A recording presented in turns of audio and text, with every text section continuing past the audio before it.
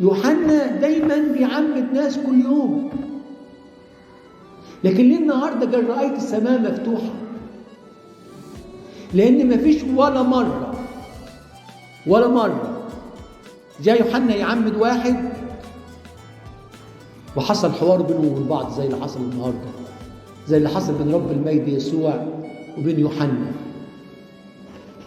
يوحنا لما شاف المسيح يعتمد منه، وهو عارفه طبعا من هو جنين، عارفه طبعا كويس، قال له انا اللي محتاج اعتمد منك. لغايه دلوقتي السماء ما اتفتحتش. واخدين بالكم؟ اول ما قال له يليق بنا، دي الرساله بتاعت النهارده، يليق بنا ان نكمل كل بر، قال له حاضر. يوحنا كان يمتنع، قال له انا اعتمد منك، قال له انا عايز نكمل كل بر، انا جاي اشيل كل خطايا العالم كله، انا جاي ادوس على الحيات اللي في الاردن دياتي، انا جاي اشيل كل خطايا البشريه دي كلها. سيبنا يوحنا اكمل البر ده، يليق بنا ان نكمل كل بر. اسمح الان ربنا بيقول لك انت اسمح الان، انا اسمح الان. نعم اسمح الان، يليق بنا ان نكمل كل بر. ولما يوحنا اطاع والمسيح نزل في الميه، انفتحت السماء. يعني ايه؟ يعني حينما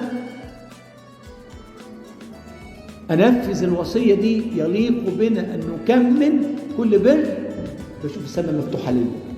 لكن انا اسف، طول ما انا في خطايا قدام عينيا، شوف ازاي، فين البر اللي انا بعمله؟ ازاي اشوف كل بر؟ ازاي اشوف السماء مفتوحه؟ هشوفها باي عين بالمعنيين. باي عين يعني باي عين اشوفها، وباي عين فاسده، وبعين مطروفه، وعين فيها رمد، اشوف ازاي؟ لكن انا اول ما بنفذ الوصيه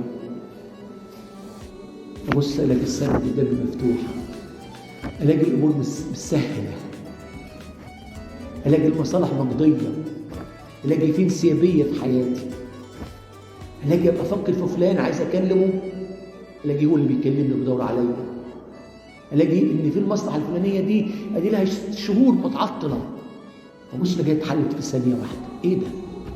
يليق بنا ان نكمل كل